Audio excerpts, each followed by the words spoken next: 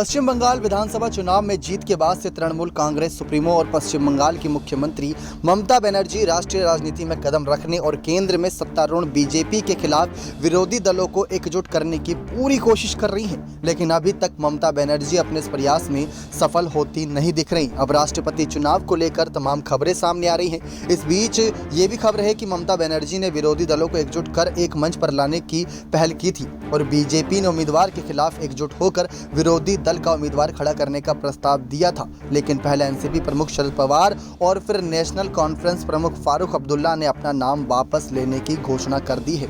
तो वहीं दूसरी तरफ एनसीपी प्रमुख शरद पवार के बाद फारूक दूसरे नेता हैं जिन्होंने राष्ट्रपति चुनाव से अपनी उम्मीदवार वापस ली है।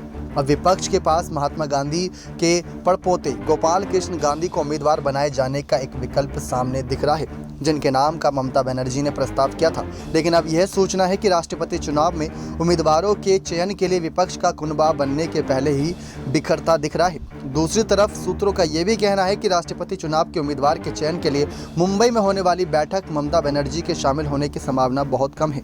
संभवतः उस बैठक में पार्टी के कोई वरिष्ठ नेता शिरकत करेंगे। इससे पहले ये सवाल उठने लगा कि क्या ममता बनर्जी अलग थलग पड़ गई हैं। सवाल ये भी होता है किस तरीके से बीजेपी अपना कौन सा कैंडिडेट यहाँ पर ममता बनर्जी के विरोधी दल के खिलाफ उतारती है, क्योंकि ममता बनर्जी पूरी कोशिश में है लोकसभा चुनाव से पहले भी विपक्षियों को एक करने में। बता दें दोस्तों किस तरीके से बीते बुधवार को ममता बनर्जी ने राष्ट्रपति पद के उम्मीदवार के चयन के लिए दिल्ली में विरोधी दल की बैठक का आह्वान किया था।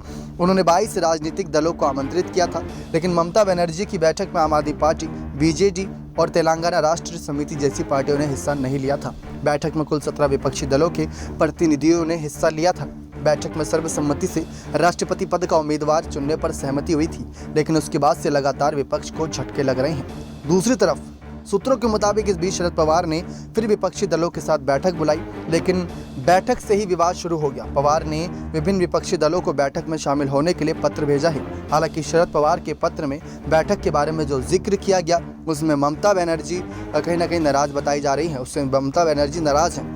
हालांकि ममता बनर्जी पहले भी सभी विपक्षी दलों के साथ बैठक कर चुकी हैं, लेकिन शरद पवार के इस पत्र में उनका कोई भी जिक्र नहीं है। इसे लेकर तृणमूल कांग्रेस सुप्रीमो नाराज बताई जा रही है। सूत्रों का यह भी कहना है कि बंगाल की मुख्यमंत्री ने इस बैठक से अनुपस्थित रह सकती हैं। टीएमसी की ओर से अभिषेक बनर्जी बैठक में हिस्सा लेंगे। बता दें कि इस बार विपक्षी दलों की बैठक अगवा पवार होंगे। उन्होंने तेलंगाना राष्ट्रीय समिति सहित अन्य पार्टियों को एक पत्र भेजा है। पिछली बैठक में तेलंगाना राष्ट्रीय समिति ने हिस्सा नहीं लिया था। अब आपको बता दें यहाँ पर कुछ और बड़ी जानकारियाँ। तो किस तरीके से खबरें यह भी थी कि 15 जून को बंगाल की मुख्यमंत्री ममता बनर्जी ने दिल्ली में 17 दलों के साथ बैठक की थी। उस बैठक का मुख्य उद्देश्य की अगर बात करें तो आगामी राष्ट्रपति चुनाव के लिए सर्वसम्मति से एक उम्मीदवार मनोनीत करना था। इस दौरान सबसे पहले शरद पवार का नाम प्रस्तावित किया गया था। तो शरद पवार के बाद फारूक अब्दुल्ला ने भी अपना नाम वापस ले लिया। राष्ट्रपति पद के उम्मीदवार को लेकर कांग्रेस ने दूरी बना रखी है। राष्ट्रपति कांग्रेस, आपको बता दें किस तरीके से कांग्रेस ने भी राष्ट्रपति चुनाव को लेकर अपनी भूमिका सीमित कर ली है और साफ कर दिया है कि कांग्रेस अपना कोई उम्मीदवार खड़ा नहीं करेगी। कांग्रेस अध्यक्ष सोनिया गांधी ने पहले ही मल्लिकार्जुन खड़गे को विपक्षी पार्टियों के साथ समन्वय करने का जिम्मा सौंपकर खुद को इस प्रक्रिया से अलग थलग कर लिया है। तो तमाम ऐसी खबरें निकलकर सामने आ रही है। बीजेपी भी अलग तरीके से रणनीतियां बना रही है, लेकिन इन सब के बीच तमाम और भी बड़ी खबरें हैं, जिसमें बीजेपी के उम्मीदवार को लेकर अटकलें थी कि मुख्तार अब्बास नकवी पर कहीं ना कहीं अटकलें तेज हो गई थी।